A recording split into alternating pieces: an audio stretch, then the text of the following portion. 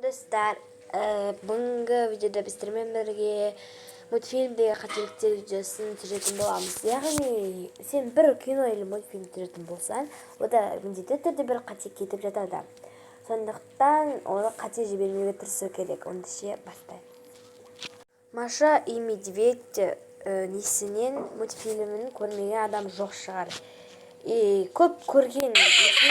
Көп көрген сериясы менің ойымша ол приятного аппетита мне.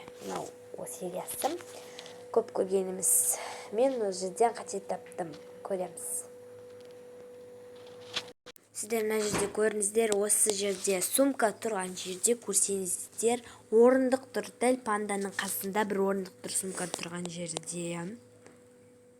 Ал мына жерде кітабын ашқан кезде, мына жерде стол қасында жоқ.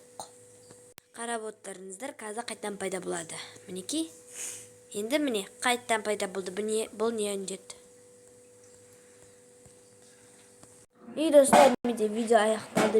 Бірақ нәрсе болған болса да күшті болды деген ойдамын. Осы да екінші серия шықсын десеңіздер, 30 лайк беріп тастаймыз. Сау болыңыздар.